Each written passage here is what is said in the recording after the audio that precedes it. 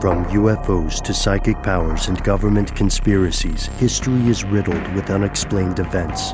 You can turn back now or learn the stuff they don't want you to know. A production of iHeartRadio.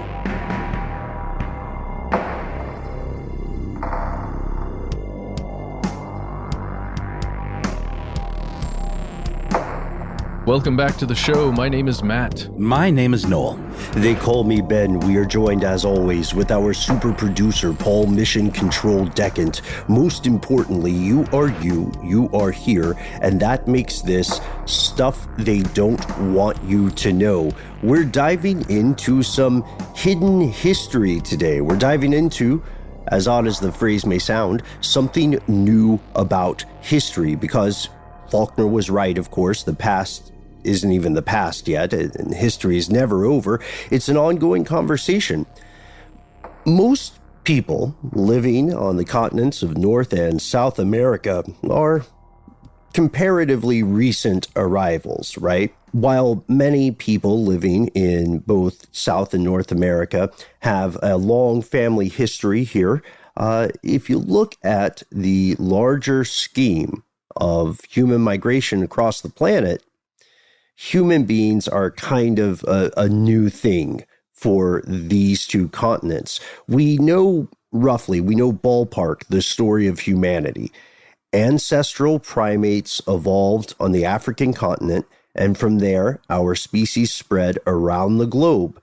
However, even today, in 2020, on August 7th, 2020, as we record this, our species still gets bogged down in the details, especially when we get to the timeline. So today's question: when did human beings actually reach the American continents? Here are the facts. Most experts within the various fields of science, anthropology, and the like, they agree that the story of the continents of South and North America, at least as we understand them now, they didn't begin with humans on them, or humans were not there very early. These land masses were home to a lot of creatures, a lot of animals, a lot of flora and fauna, well before human beings arrived. And of course, if you're taking the really long look at the Earth, there are millions and millions of years where humans weren't here, but there were other creatures. But the big question for today is, how did humans specifically get here onto North and South America? Well, the most common theory is this idea that involves Clovis culture and the Bering Land Bridge. By about 14,000 years ago, the first human beings to reach the Americas came by crossing the Bering Strait, which was this land bridge between the far northeastern part of Siberia and the farthest, most western part of Alaska. And this theory, known as the Bering Land Bridge theory, is the one many of us grew up hearing about, in school. It actually makes a lot of sense. It's the closest connection between Asia and North America, and it only opens when ice is locked up on land and then sea level drops. Yeah, there is a logic here. If we're talking about early human migration, then we're talking about people basically walking, right? And probably following sources of food, maybe other animals that they rely on for sustenance. So it makes sense that they would be able to walk to North America from literally the only walkable path, which is this Bering Land Bridge across the strait that you're describing, Noel. And all of this is based on the idea that early humans were unable to craft some kind of boat or ship that would be able to traverse the Pacific or Atlantic oceans in the way that we, began to be able to do as technology developed.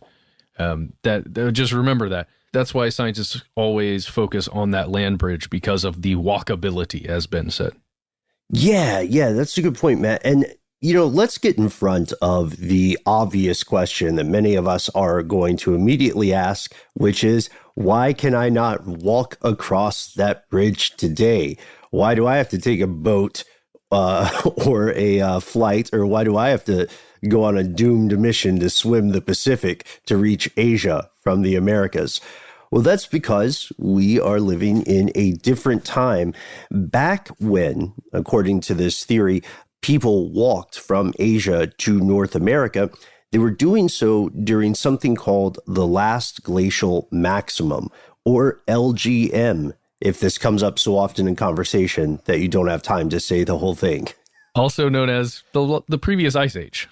Yes, or the most recent ice age. The most recent ice age, yeah, the one before the next one, which maybe we'll be around to see. Who knows? It's 2020. I can't rule anything out at this point. So back when people were traversing the land in this way, much more of Earth's water was existing in solid form in glaciers. And now the difference between then and now is that the sea levels have risen. So the bridge and the land these people walked is underwater, meaning also that much of the evidence of their migration is going to be lost to time. As the conventional wisdom goes, by this time, 14,000, 15,000 years ago, humans had migrated across the breadth of South and North America. You go up to modern day Alaska, you got humans. Go down to Chile, you got humans. The West Coast is riddled with them. You go to northeastern Canada, you got people everywhere. You go down to Florida, boom, same thing. People plus gators this time. So what we're telling you right now is the official, most often told story. And I want to pause here for you guys. Does this track with what, with Noel, Matt, does this track with what you learned or were taught growing up about human migration? Basically, yeah. Yeah, this is precisely what I recall from world history classes, both in high school and in college. Essentially what we've just described here, the Clovis theory, the Clovis hunters, and the evidence that we have found of their lives back in those days. I mean, it was a long time ago, but you know, when you look at the span of what we know about humanity and the evidence that we found, it wasn't that long ago. Yeah, that's a good point. I think this story is going to be familiar to many of us because you grow up in elementary school, middle school, high school. As you said, Matt, you go to college and you'll still hear some version of this. But the problem here is pretty apparent. With every single new discovery about the ancient past and the story of humanity's migration from one place to the next, we find the story gets less and less clear cut. We don't have we don't have specific points of time and shifts of patterns, right? We don't have the origin story of humanity. And this is something that has baffled us on this show since before, oh gosh, we were doing this show when science discovered new mixtapes of early humanity, right? Denisovans, what was the other one? Homo floresiensis? Yeah. Floresiensis, yeah. Yeah. The point I'm making here is that we have been taught a story. We have been sold a narrative in a very authoritative way, but everything we are learning as a species indicates that story is not as accurate as we are led to believe it is when we are children in school. So that's the question. When did human beings actually arrive in the Americas? Before we jump in, Ben, I just want to dovetail off what you were saying there. We have been sold this essentially and told this all of our lives, everyone listening right now. I would say, just to make it a little more positive, because it's the best picture we've been able to paint with the information we've had up to this point, right? And the problem, I think the biggest problem that we're going to be tackling today that we have to address is that once that picture is painted, anytime new information, these new discoveries that you're talking about, Ben, come through, it becomes more and more difficult to convince the painters of that picture that there needs to be some revisions, right? Because especially if it's a single point or discovery in one place, or one team's discovery rather than 3 or 4 in an area. That's kind of the biggest problem. I see what you're saying, and it's important because we're talking about discovering single points of information, right? Single instances. And what are single instances or examples against a larger body of thought? You know what I mean? Oh, yeah. And I mean, those high school textbooks aren't like infinitely long. They got to figure out how to tell a version of the story that is as close to the likely scenario as possible and teaches you something about the history of, life. But you're right. It is problematic. It can be for sure, because there's so much cantankerousness in science, too, of people making one discovery and then another crew making something that conflicts with that narrative. And then there's this kind of beef as to how it really happened. But there's a lot of politics wrapped up in it and all of that. So it's interesting for sure to see the way these things kind of take on a life of their own, especially, like you said, once the badger's out of the bag, as Ben would say. Yeah, that's the issue here. We want to be very clear. We're not accusing your history textbook publishers of purposefully lying to you. And we are certainly not accusing your favorite history teachers from grade school of lying to you. Teachers work incredibly hard. They are some of the most important people on the planet, in my opinion. And they're not out to beguile and deceive you, hopefully. They're not supposed to be. However, they're working with the information they have, right? And when we look at the realm of science and how science is communicated or disseminated to the population, we see that, to your point, Matt, sometimes people cling to a thing because it is the established fact. Now, that is indicative of a lack of skepticism or a lack of critical thinking. It's also a very human, understandable thing, psychologically speaking, right? I don't want to seem as though we are being dismissive or derogatory toward the many people who have spent their entire academic careers studying various incredibly specific aspects of Clovis theory or the current official story of human migration. But I will say, in the past, I am sure there are people who spent decades researching one thing and published about it, and then and then new evidence was discovered that disproved or challenged their life's work, and so they just kind of played it to the left. What am I going to do after 45 years in the game? Change my mind? It'd be a better world if people did that, but they often don't. Yeah, it's another situation where once you have this established fact, you have to go far and beyond to prove that that fact needs to be altered or negated, right? That's why it becomes so difficult to make these big changes to existing stories. And they are stories. Don't kid yourself. These are stories that we are constructing based on the things that we have found. And as we tackle this big question today, when did humans arrive in the Americas? We're going to realize that this thing is much more complicated than we expected. And we'll tell you all about it right after a word from our sponsor.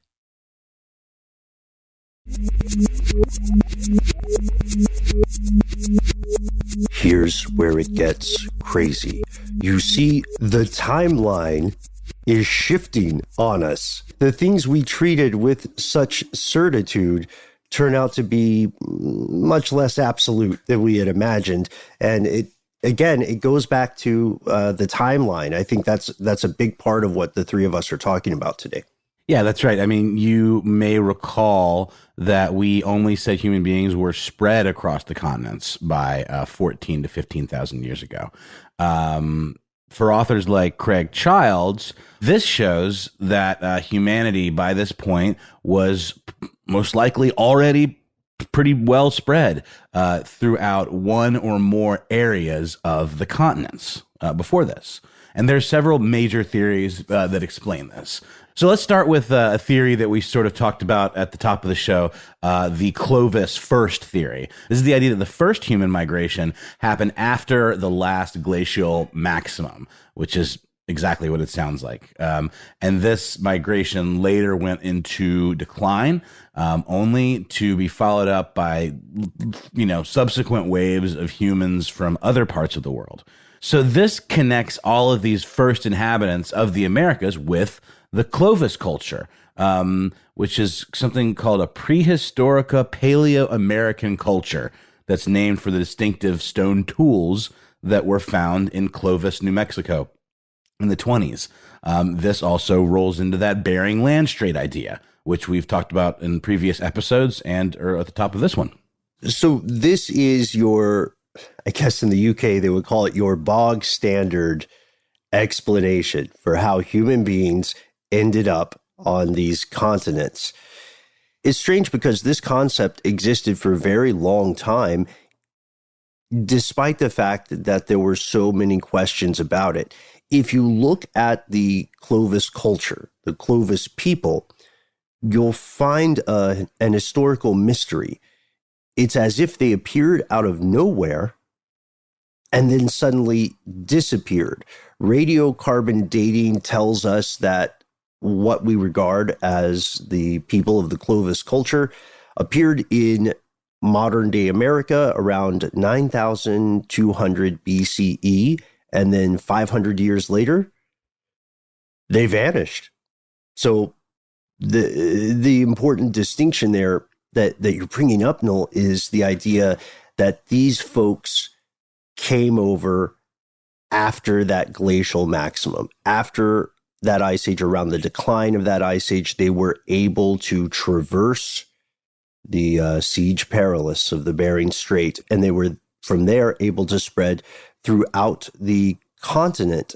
But of course, this theory did not exist in a vacuum. There are many other theories about early humans arriving on these continents, and for centuries, people have argued back and forth about this, even before they could find solid evidence. What I mean by this is even before we had scientific standards for collecting, cataloging, and contextualizing evidence and information, we had many, many beliefs in civilization about humanity's origin story on this continent.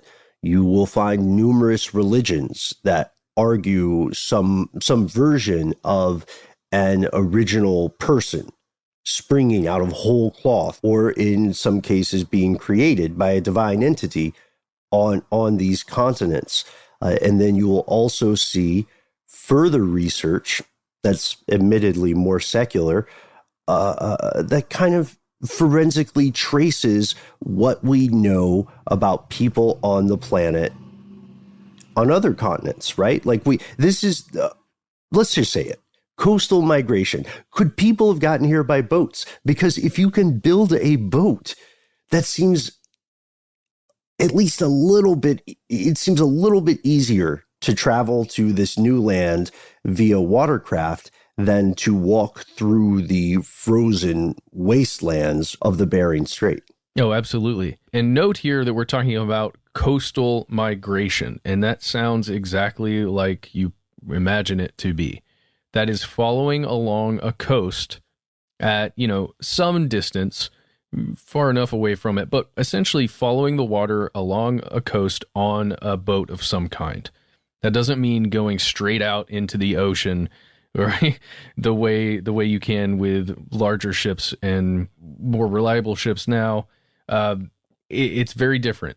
So there are a lot of sources, there are a lot of people, institutions, and there's some research that suggests that this may be a possibility, coastal migration. So we know for sure that in places like Japan and parts of Korea, South Korea, there have been amazing archaeological discoveries that have found that humans during the Ice Age were able to navigate coastal waters, even though it was so frigid and there's ice in many places. They were able to do that. And they were essentially navigating the northern Pacific coasts of what is now modern, or what we would consider modern day Japan and Korea and Kamchatka with boats. So it's really no stretch to imagine that humans at some point perhaps were able to reach the Americas by boat using coastal migration. And here's why it makes sense. Because you could, right at the end of the Ice Age there, where we're imagining that people were physically walking across that Bering Strait, perhaps they were on boats just previous to the end of that glacial maximum, or during the maximum, or even after it, taking boats and following that coast, because you'd end up in Alaska, you'd get to British Columbia, then down south to Washington, to Oregon, all along the Pacific coast of what is now the United States. And it's pretty incredible that humanity, even during an ice age, was able to both survive and prosper and even migrate. It's strange to think about the world in that way, to imagine a contiguous coast. And I like the point you're making, Matt, about the watercraft involved, because, you know, these aren't cargo ships. These aren't mega yachts or schooners or brigantines or pontoons, or I'm just naming boat words now. Does anybody else have a boat word? What's that one you like, Noel? Frigate? Frigate. Yeah. Yeah. Friggin' frigate. These were none of those things. These were Tugboat. Okay, sorry. Tugboat. Yes. These were not even tugboats. They were small coastal craft, right? Like brown water Navy kind of stuff. They weren't meant to go into the open ocean. They were just kind of tracing along the line of the coast. But if that coast is never ending, so they're just sort of following a thing, and it's like a video game wherein there is a larger world out there. You have a rough idea of the parts of the map you've seen, but everything else is obscured. You know what I mean? So you may as well imagine that you are just always on the same coast of a thing you call the land. Who knows if there's anything other than the land and then, you know, the water. What is compelling about that to me is what spurred that movement. And, you know, we discussed the migration of animals that were used for hunting, right? For food for the populations as a possible reason to just continue down the coast. If fish populations, maybe, because it's obvious that those boats would be used for fishing purposes, for catching food. You know, I wonder if there was something, this is completely just off the top of my head, but I wonder what the thing was that spurred whichever group, however large or small it was, to continue down that coast and just to keep going, to see what's next. Oh, I wish I knew. I mean, necessity, I would imagine.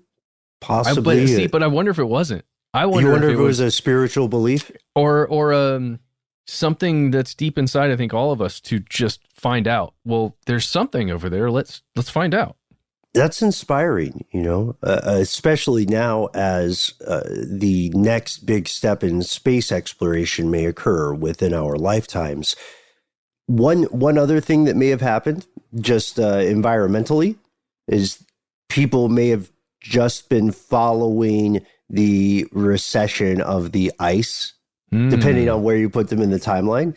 People may have just been going further along the coast because they were able to see more of the coast. I'm not being dismissive. I'm just saying, like, the environment appears to change so slowly that you might not be fully aware of how far you're migrating, because your grandparents were miles away or kilometers away for the rest of the world. And then you, 2 generations later, still feel like you're by the edge of the ice, but the ice itself has moved. So I think we're going to take one more quick break, and then we're going to get into some new discoveries when we return.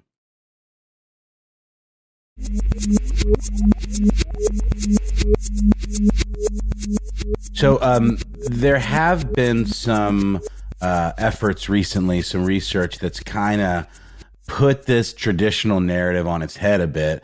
And that includes some stuff very, very recently published, just in the last month, in a paper called "The Timing and Effect of the Earliest Human Arrivals in North America."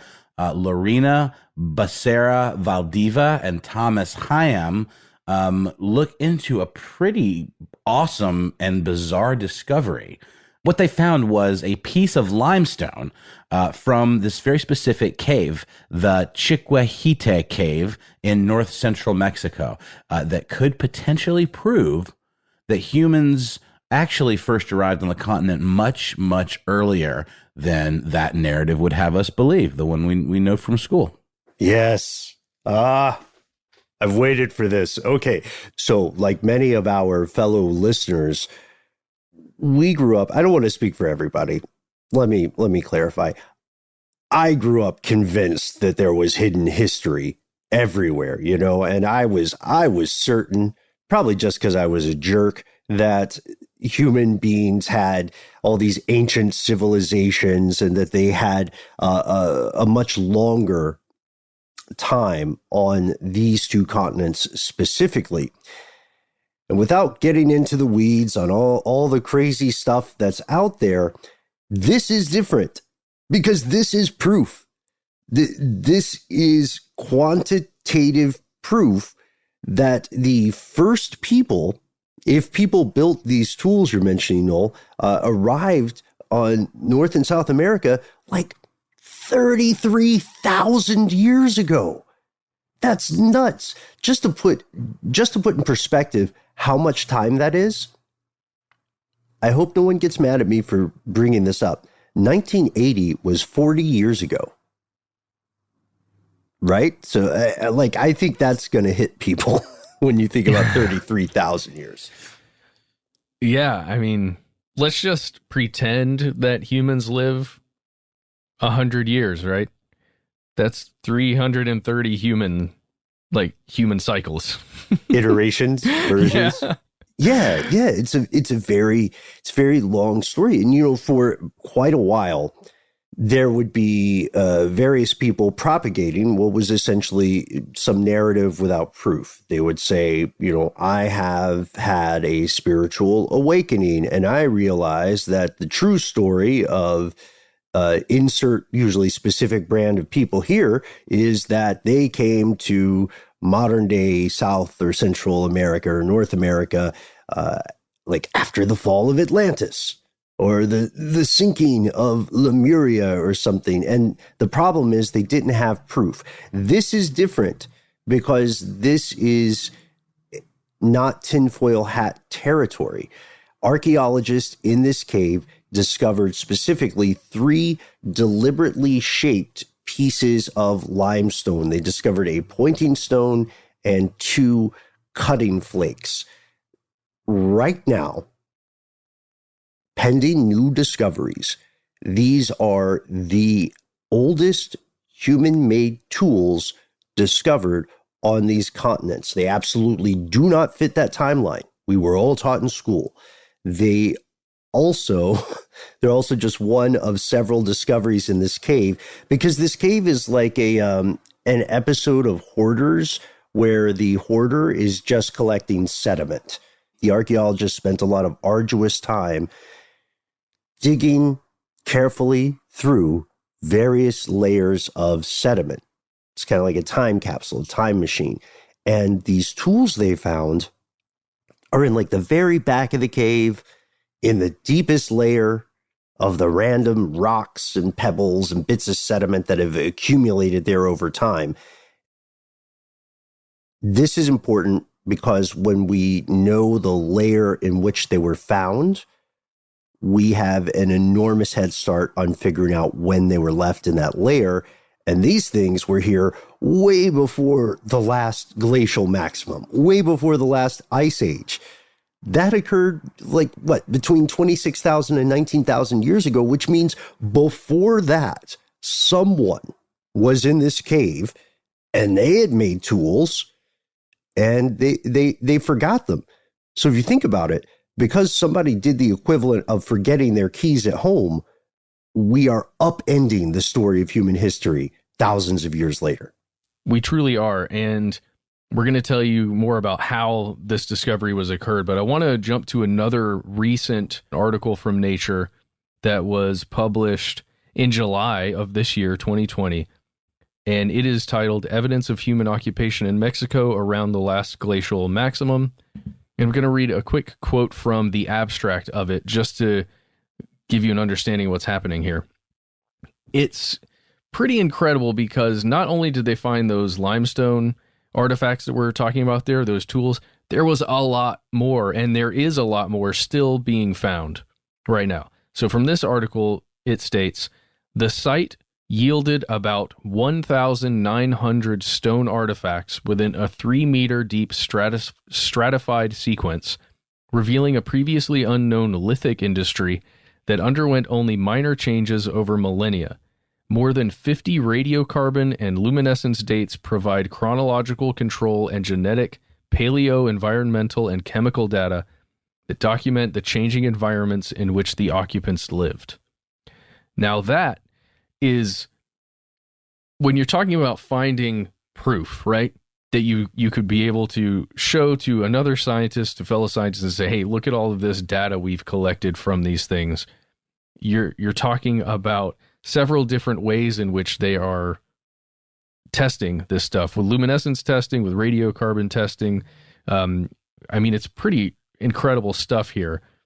And it really does show that humans were in that cave, as Ben said, way before that ice age. And these researchers and scientists who are there in that cave are continuing, and they're going to keep digging, and they're going to keep looking.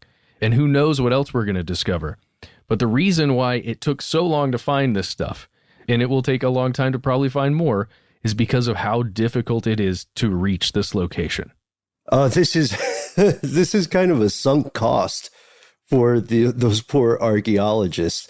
The lead author of one of those studies is very, very clear about how much of a pain in the keister it is to get to this cave at all. He said that once they got there, Cyprian Ardelin, by the way, lead author of that study you're mentioning, Matt, he said that once they got there, they just had to live there. It takes the whole day to get there from the nearest town, and part of that day is a continuous 5-hour climb.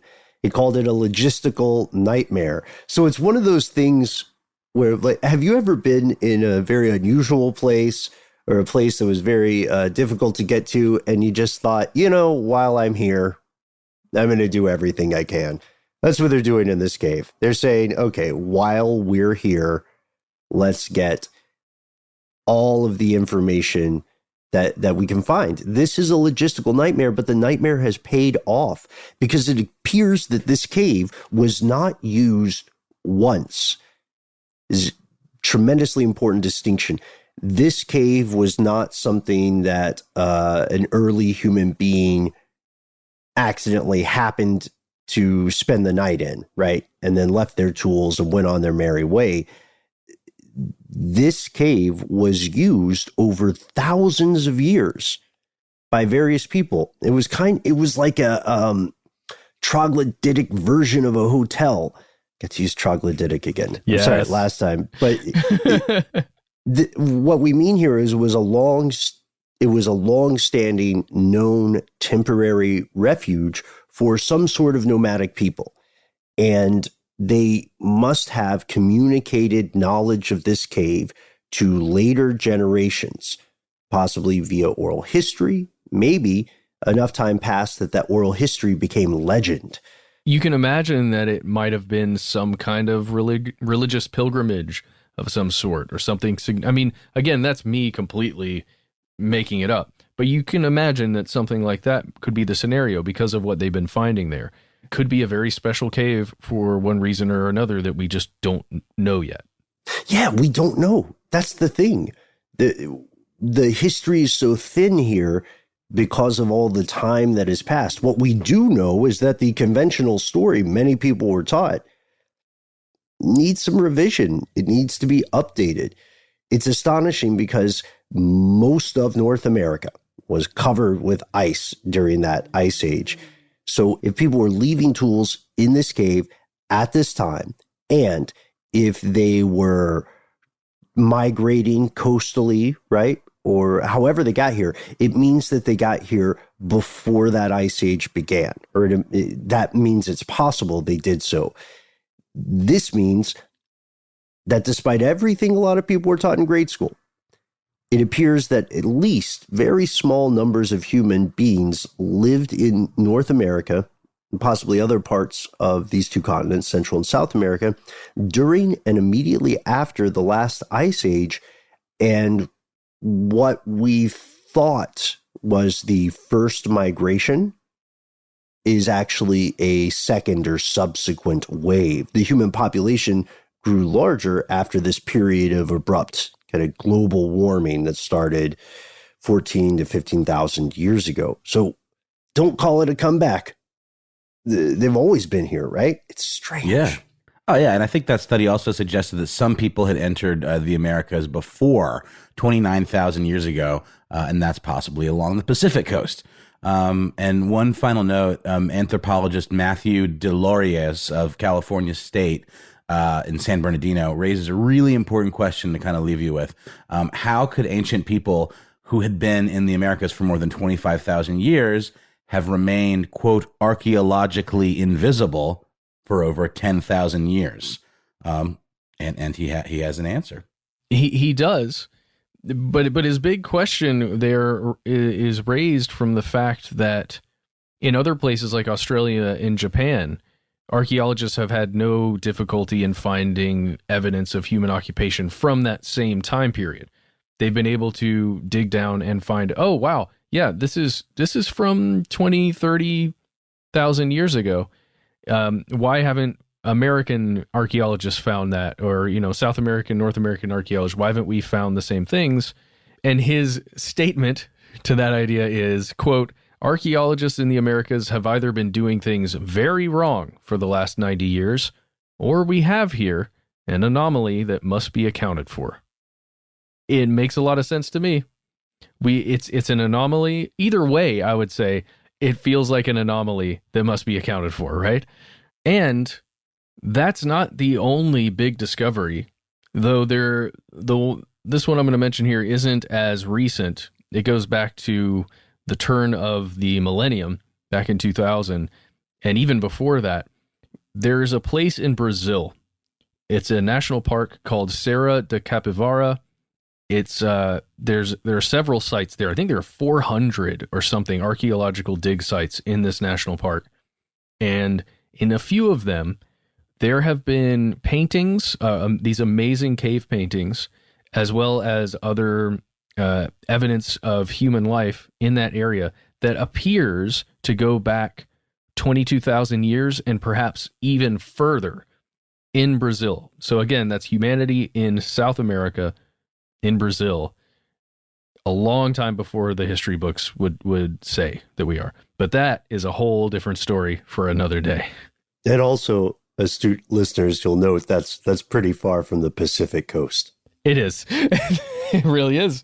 So both sides, it appears, of the continents were being visited by humans, at least visited, if not lived upon. So what do you think, folks? When did the first human beings actually reach the American continents? Let us know. We'd love to hear your thoughts. You can find us all sorts of places on the internet. And also, do you think we've got anything wrong when it comes to the history of humanity on the planet?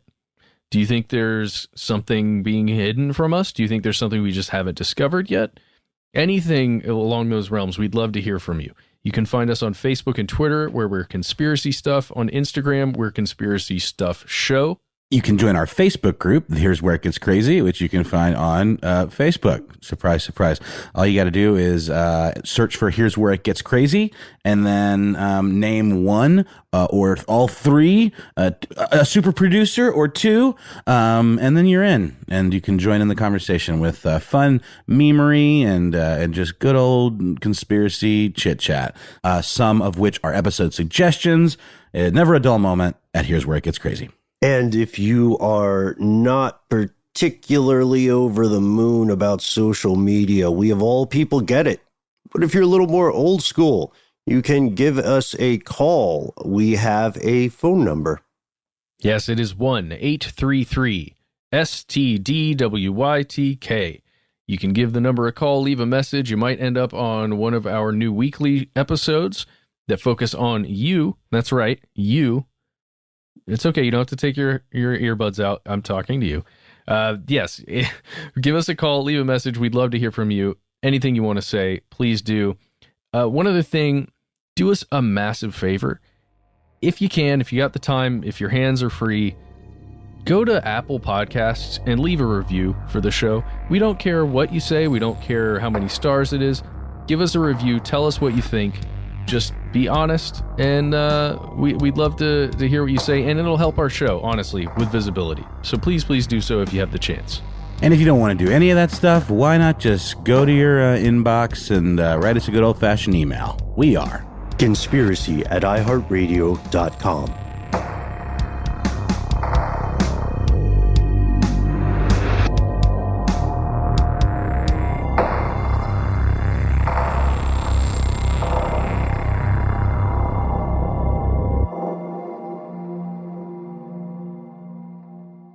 Stuff They Don't Want You to Know is a production of iHeartRadio. For more podcasts from iHeartRadio, visit the iHeartRadio app, Apple Podcasts, or wherever you listen to your favorite shows.